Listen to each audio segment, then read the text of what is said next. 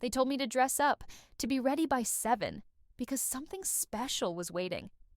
I remember how my heart pounded in my chest, the way I painted on lipstick and smoothed down my dress with trembling hands, telling myself that maybe, just maybe, this would finally be the birthday where I felt truly celebrated, truly seen. Turning 21 was supposed to be a milestone, a night I would carry with me for the rest of my life. I imagined candles glowing on a cake, people cheering my name, gifts wrapped with care, a moment that said, "You matter." The air outside felt alive as I stepped into the evening, a warm breeze brushing against my skin like a promise. And for the first time in years, I let myself hope.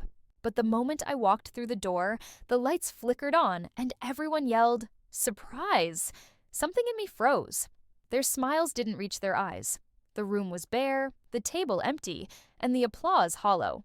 No cake, no gifts, no love, just the cruelest joke disguised as a party, and the sharp realization that this wasn't a celebration. It was a setup. And in that instant, I understood. This night would change everything. I stood there in the doorway, everyone's voices overlapping as if they were trying to convince themselves this was fun, this was festive, this was a party. My cousins had cheap plastic cups in their hands, half filled with warm soda, and the speakers in the corner crackled with distorted music that no one really listened to. They cheered as though I should be grateful, as though I should laugh and clap along. But the longer I looked around, the more obvious it became. This wasn't for me. There wasn't a single balloon, not a single decoration that carried my name. Not one thoughtful touch that said we did this because we love you. Instead, it looked like they had thrown together scraps from some other gathering, like I was an afterthought, an inconvenience they decided to turn into a spectacle. And then I noticed the way they watched me, not with warmth, not with affection, but with anticipation, waiting to see how I would react, waiting for me to smile and pretend this was everything I had ever wanted. My stomach sank as laughter rippled through the room, and someone shouted, "Make a wish!" Even though there wasn't a cake, not even a single candle. I swallowed the lump in my throat, realizing that this wasn't a mistake or poor planning. It was intentional. They wanted to see me small, disappointed, humiliated on a night that should have been mine. And right then, I decided I wouldn't give them what they came for. I lifted my chin, forced a smile that didn't reach my eyes, and whispered to myself, "You'll regret this. Every single one of you." I forced myself deeper into the room, my heels clicking against the cheap linoleum floor, every step echoing louder than the half-hearted cheers around me. They had gathered in clusters, whispering and smirking as though this was some inside joke I wasn't supposed to catch. But their eyes kept darting to me, gauging my expression like predators circling prey. My aunt leaned in with a too bright smile, her perfume chokingly sweet as she kissed my cheek and said, "Oh, honey, isn't this wonderful? Everyone came just for you." But the truth dripped from her voice, too polished, too rehearsed. I looked over at the table, if you could call it that, where paper plates were stacked haphazardly next to an open bag of stale chips, 2 liters, bottles of soda already going flat, and a tray of store-bought cookies still in their plastic wrap. No cake, no candles, not even a card. It hit me like a punch in the chest. They hadn't forgotten. They wanted me to notice. They wanted me to feel the absence, the emptiness, to understand that I wasn't worth even the smallest effort. I caught sight of my cousin, the golden child, leaning back in a chair with a smug little grin as if she were savoring every second of my discomfort. She had always been the one showered with attention, the one who got expensive parties, carefully wrapped gifts, trips, and praises, while I was expected to clap and smile on the sidelines. Tonight was her victory lap, a way to remind me of my place in this family, a place at the edge of the room, invisible, disposable. The music shifted into something louder, but it couldn't cover the murmurs, the laughter that prickled at my skin like static electricity. One of the guys from the neighborhood, who barely even knew me, raised a red cup in mock toast and shouted, "Here's to the birthday girl, may she never forget this night." The room erupted in laughter, and the sound carved into me like glass. I stood there frozen, my hands curled into fists so tight, my nails dug crescents into my palms. Every instinct screamed to walk out, to slam the door behind me and never look back. But then, a strange calm spread through me, washing away the sting of humiliation and leaving behind something sharper, stronger. I didn't need them to love me, to validate me, to prove I was worth something. I knew what this was now, a test, a performance staged at my expense. And if they thought I was going to break, they were wrong. Because I would remember every laugh, every whisper, every cruel glance. And I would make sure this party wasn't the memory that defined me. It would be the spark, the line in the sand. And one day, when they least expected it, I would turn this night into the story they'd regret ever writing me into. I let them carry on with their fake cheer, moving around the room like some guest at my own humiliation, my eyes memorizing every detail. My uncle had his phone out, recording me like I was a comedy act, nudging the man next to him when I didn't laugh or clap along. My cousin whispered something in his ear and they both snickered. And that's when it struck me. This wasn't just a bad party, this was planned. They had crafted this whole scene like a cruel stage play, down to the empty table and the mocking toasts, because what they wanted wasn't to celebrate me but to watch me shrink. They wanted a show, and I could almost hear their thoughts. She'll cry, she'll storm out, she'll give us exactly what we want. I felt my face burning, but I didn't move. Instead, I grabbed one of the flat sodas, poured it into a paper cup, and raised it like a toast, my voice steady and clear. "Thank you all," I said, and the room quieted just enough. "This is unforgettable." A few of them laughed, thinking I was in on the joke, but I held my gaze on each of them one by one, letting the silence stretch until their smirks faltered. For the first time that night, they didn't know what to do with me. I sipped the soda, sickly sweet and tasteless, but the act of raising that cup was enough. It told them I wasn't broken, I wasn't small, and I wasn't playing into their script. Still, inside me, something cracked open. Memories of every birthday where I was given a second-hand gift, every holiday where my name was barely remembered, every achievement that was brushed off while my cousin's smallest accomplishments were paraded like trophies. They all came rushing back like waves. I realized this party was never about this one night. It was years of jealousy, years of them needing someone to look down on, all crystallized into one performance meant to strip me of dignity. And in that realization, my resolve hardened. They thought they had embarrassed me. They thought I would carry shame. But what they didn't know was that I had already been planning a way out of this family's shadow. I had been saving, working quietly, piecing together my escape. And now, with every laugh bouncing off those dingy walls, I knew exactly what to do. I would leave them. Not just this party, not just this night, but everything. Their games, their hierarchies, their cruelty. I would walk away without a word, and one day when they reached for me, because they always do when they need something, I wouldn't be there. This surprise party wasn't the beginning of my humiliation. It was the beginning of their end. I stayed long enough to watch the cracks form in their performance. The longer I stood there calm and unbothered, the more restless they became. My cousin shifted in her chair, crossing and uncrossing her legs, clearly annoyed that I wasn't giving her the satisfaction of a meltdown. My uncle stopped recording, muttering that it wasn't as funny if I didn't react.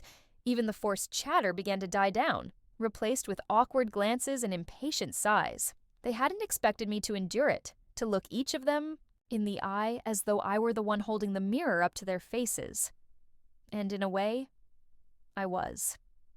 At one point, my aunt approached me again, her smile thinner now, and whispered, "Come on, honey, lighten up. It's just a joke. Don't take it so seriously." Her words slithered into my ear, but all I could hear was confirmation. Just a joke. That was always their excuse, wasn't it? When they mocked my clothes, it was just a joke. When they dismissed my goals, it was just a joke. And now, humiliating me on my 21st birthday was supposed to be harmless. Fun. I wanted to laugh in her face, but instead I nodded politely and said, "Of course, just a joke." Because nothing disarms a bully more than quiet agreement they can't twist back at you. The truth was, I wasn't just standing there anymore. I was observing, recording every detail in my memory like evidence. Who laughed the loudest, who looked uneasy, who played along, and who stayed silent. I noticed the neighbor girl, someone who barely knew me, glancing around uncomfortably, her smile faltering as if she wasn't sure she wanted to be part of this cruelty. And I thought to myself, even strangers can see the ugliness my own family tries to disguise as love. That was when I knew it wasn't me who should feel ashamed. It was them. But I also knew I couldn't simply walk out and let the night fade into another memory they'd twist against me. No, I wanted them to remember that I had seen through them, that I had survived their performance without a single tear. So I clinked my cup against the empty tray on the table, the sound sharp and deliberate, and announced, "Thank you for reminding me who you all are." The room went silent, the music buzzing faintly in the background, and for the first time all evening I felt power shift in my direction. They didn't understand what I meant yet, but they would. Because that night I made a decision. I would cut every tie, no matter how much it cost, no matter what strings they tried to pull later. And when I walked away, it wouldn't just be from this party, it would be from their control, their games, their need to see me fail. They thought they had thrown me a party, but all they had really done was hand me the key to my own freedom. I lingered just long enough to etch the silence into their memories, the way their laughter curdled when I refused to crumble. I could feel the weight of their stares on my back as I set down the cup, my voice steady as I excused myself. Not a single person followed me to the door. Not one hug, not one happy birthday. Just a hollow chorus of murmurs, shuffling feet, and the faint static of music as I stepped into the night air. The sky outside was wide and endless, stars scattered like promises, and for the first time in years, I could breathe. It was almost poetic. The night that was meant to break me became the night that freed me. On the walk home, my phone buzzed with notifications, little pings of group chats where I was being mocked in real time. Screenshots later revealed captions, like, "She didn't even cry lol," and "Best prank ever." They thought they'd won, but the truth is, every message was a receipt, every post a documented confession of cruelty. I saved each one, not because I wanted revenge through shame, but because I understood something powerful. Evidence speaks louder than emotion. And one day, if I ever needed to show the world who they really were, I would have more than enough proof. When I got home, I didn't collapse into tears like they had imagined. Instead, I opened my laptop and started typing. I filed applications for internships in other cities. I updated my resume. I reached out to contacts I had been too timid to pursue before. Every keystroke felt like a brick laid on the road out of their orbit. They had always counted on me being too small, too dependent, too eager to cling to whatever scraps of approval they dangled. But by humiliating me so openly, they had severed the last thread of control. I didn't owe them gratitude or forgiveness or even acknowledgement, and as the hours passed and the notifications kept buzzing, I felt a strange kind of calm. They thought the party was the end of my story, but they didn't realize it was the prologue. Because while they were busy congratulating themselves, I was already imagining the life I'd build without them. A life where birthdays were celebrated by people who wanted me there. A life where I wasn't the punchline of someone else's joke, but the author of my own story. And I knew, with every fiber of my being, that when I finally walked away for good, it would be the kind of surprise none of them would see coming. The next morning, my phone was still buzzing, group chats alive with screenshots of my face caught. In unflattering angles, captions twisted into cruel jokes. I scrolled through them slowly, one by one, letting the venom sink in, not to hurt myself, but to harden. Each photo, each mocking line was another brick in the wall I was building between myself and them. They wanted me to feel small, but instead, all they gave me was clarity. I saved everything, archived every word, and then I muted the conversations. Their voices didn't deserve space in my head anymore.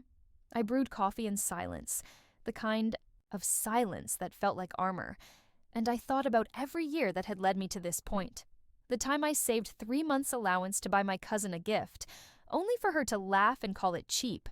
The year my aunt promised a cake, for me, and then presented it as if it had been bought for someone else, my name scribbled on with a mismatched icing tube. The The vacations I wasn't invited to, the family photos cropped without me, the whispered jokes I was always meant to overhear.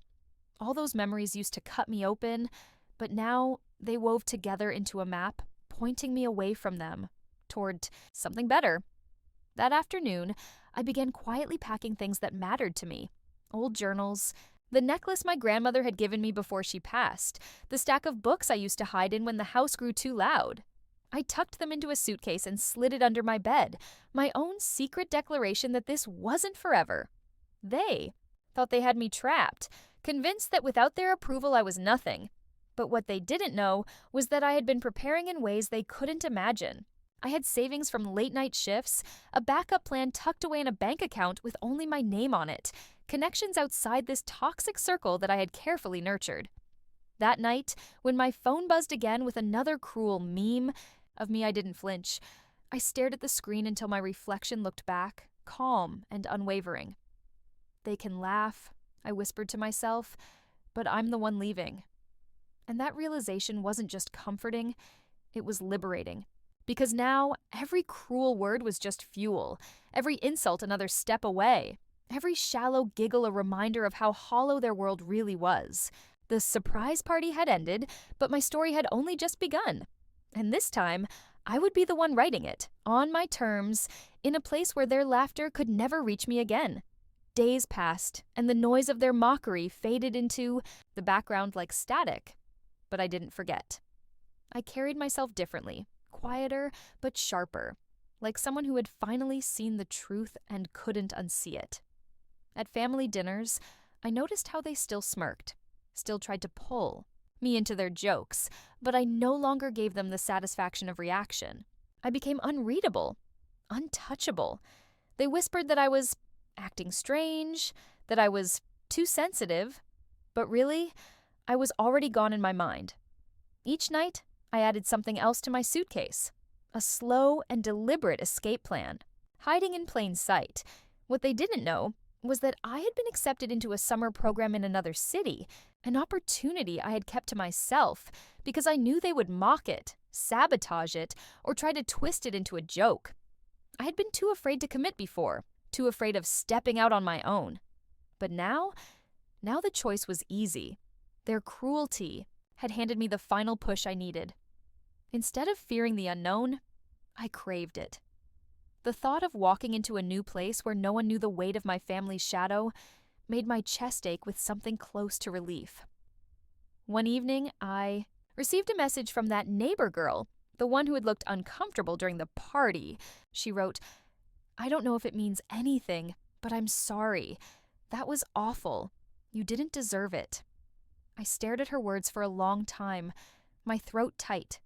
It was the first genuine acknowledgement I had ever received that what they had done wasn't normal, wasn't funny, wasn't love. I typed back, "Thank you. You're right.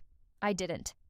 And in that exchange, small as it was, I felt stronger. Someone had seen through the act, and that meant I wasn't crazy for feeling what I felt.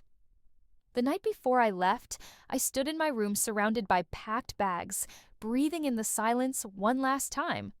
I thought about every insult, every dismissal, every time I had been pushed to the margins, and I realized something powerful. Their cruelty had shaped me, yes, but it didn't define me. What defined me was my choice to leave, to stop being the scapegoat, to step into a life that was mine. When morning came, I carried my suitcase out the door without telling a single soul. No goodbyes, no explanations, and as I boarded the bus, watching the streets blur past the window, I felt lighter than I ever had before. They could laugh all they wanted, but the joke was over. And this time, I was the one who got to walk away. The city I arrived in wasn't grand or glamorous, but to me it felt like freedom stitched into every streetlight. The air smelled different, crisp with possibility instead of heavy with judgment. I checked into the small dorm where I'd be staying for the program, my suitcase feeling lighter, though it carried everything I owned. That first night I sat by the window, looking out at strangers passing by, their lives untangled from mine, and I whispered to myself, "This is what it feels like to begin again." And for the first time in years, the thought of a birthday to come didn't sting. It filled me with anticipation, because I knew that the next time I blew out candles, it would be in a room where people were glad I existed. I threw myself into my work with a hunger no one had ever expected of me. While my family gossiped about me in group chats I no longer read, I was shaking hands with mentors, learning skills, proving to myself that I wasn't just the background character they painted me to be. Every success was a small victory, a quiet slap in the face to those who had tried to convince me I would never matter. And the best part? They didn't even know.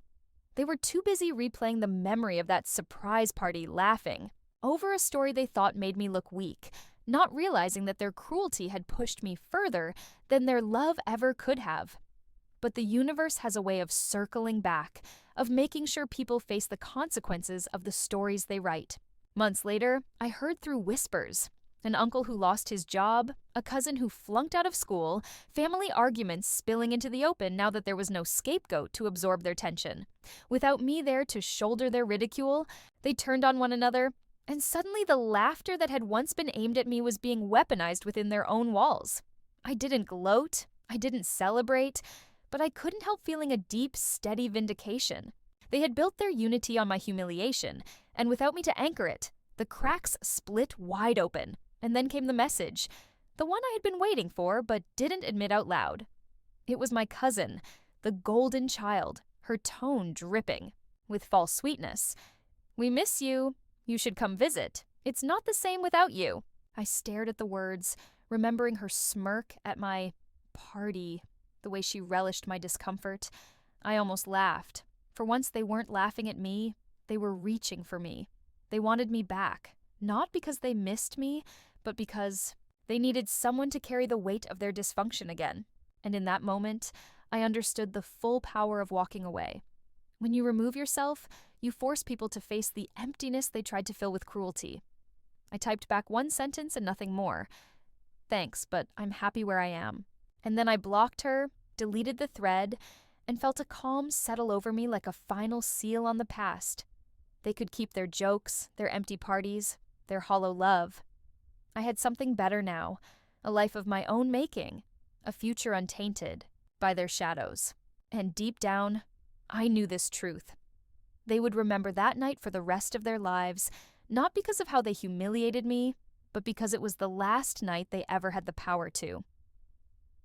The next year, when my 22nd birthday came, I didn't wait for anyone to remember me. I invited a few friends from the program, people who had grown to know me not as the family's scapegoat, not as a punchline, but as myself. We crowded into a tiny apartment kitchen, a homemade cake. On the counter, candles flickering unevenly because someone had bought mismatched packs. There were no decorations, no expensive gifts, but there was laughter, the kind that came from joy, not cruelty. As they sang to me off-key and I closed my eyes to make a wish, I realized I didn't even need one. I already had what I wanted.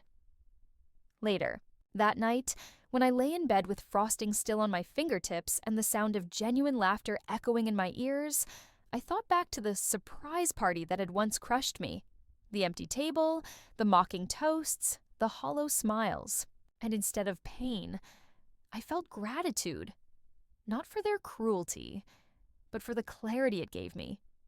Without that night, maybe I never would have found the strength to walk away. Maybe I would have stayed, chasing scraps of affection, shrinking myself, to fit a family that never wanted me whole. But their cruelty had lit the fuse, and I had turned the fire into light. I never went back. They still send messages sometimes, alternating between guilt and anger, between "we love you" and "you're ungrateful." But I don't answer. I don't need to, because I learned the most important lesson of my life. Family isn't defined by blood or by who gathers under one roof. Family is defined by who claps when you win, who brings candles to your cake, who sees you, not as a joke, not as a burden, but as someone worth celebrating. And as I drifted to sleep, smiling at the memory of my friends singing off-key, I whispered, to myself, the truth I had earned. I am not their shadow. I am not their joke. I am mine, and that is enough.